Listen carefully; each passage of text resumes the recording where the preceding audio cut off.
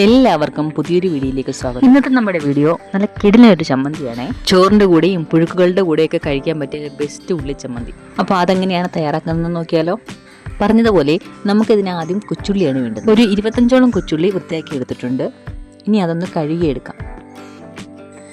നന്നായി കഴുകിയെടുത്ത ശേഷം ചെറുതായി അരിഞ്ഞെടുക്കുകയാണ് ആദ്യം വേണ്ടത്.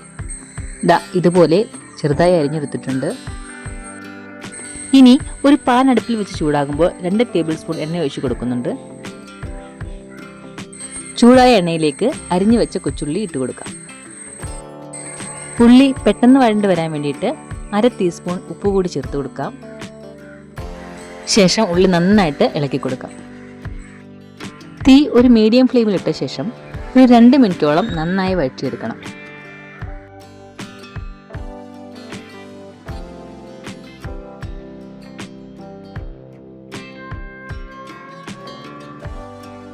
പകുതി വാടി വരുമ്പോഴേക്കും അതിലേക്ക് ഒരു 4 അല്ലി വെളുത്തുള്ളി ചെറുതായി അരിഞ്ഞ് ചേർത്ത് കൊടുക്കുന്നുണ്ട്. കൂടെ തന്നെ ഒരു ചെറിയ പീസ് ഇഞ്ചി കൂടി ചേർത്ത് കൊടുക്കുന്നുണ്ട്. ഒരു തണ്ട് കറിവേപ്പിലയും കൂടി ചേർത്ത് ഉള്ളി നല്ല ബ്രൗൺ നിറമാകുന്നത് വരെ ഇളക്കി കൊടുക്കാം.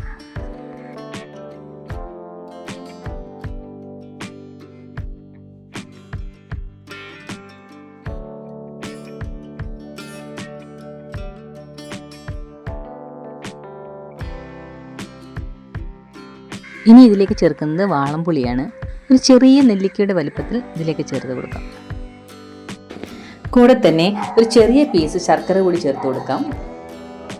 ഉള്ളിയുടെ നിറം മാറി തുടങ്ങിയിട്ടുണ്ട്. ലോ ഫ്ലെയിമിലാക്കിയ ശേഷം ഇനി ഇതിലേക്ക് 3 ടീസ്പൂൺ മുളക് പൊടിയാണ് ചേർത്ത് കൊടുക്കുന്നത്. മുളക് പൊടിയുടെ പച്ചമണമൊക്കെ മാറി വരുന്നത് വരെ കൈയെടുക്കാതെ ഒന്ന് ഇളക്കി കൊടുക്കണം. അതല്ല എങ്കിൽ മുളക് പൊടി കരിഞ്ഞു പോകാൻ ചാൻസ് ഉണ്ട്. ചൂടായ മുളക് പൊടിയാണ് ചേർക്കുന്നതെങ്കിൽ ഇളക്കി ഒന്ന് മാറ്റി വെച്ചാൽ മതി. മുളക് പൊടിയുടെ പച്ചമണമൊക്കെ ഒന്ന് മാറി വന്നിട്ടുണ്ട്. ഇനി ഇതൊരു 10 മിനിറ്റ് തണുക്കാൻ വെക്കാം.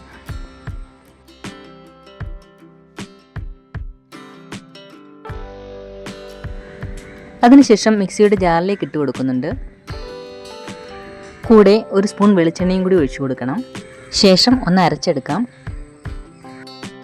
ഈ സമയത്ത് ഉപ്പ് നോക്കി ഉപ്പ് കുറവായി തോന്നുന്നെങ്കിൽ ആവശ്യത്തിന് ചേർത്ത് കൊടുക്കാം.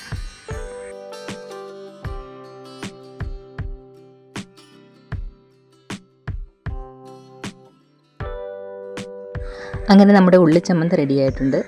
വീഡിയോ ഇഷ്ടമായെങ്കിൽ സപ്പോർട്ട് ചെയ്യാൻ മറക്കല്ലേ. നല്ല വെറൈറ്റി ടേസ്റ്റാണ് കേട്ടോ. ട്രൈ ചെയ്ത് നോക്കി ഇഷ്ടപ്പെടും.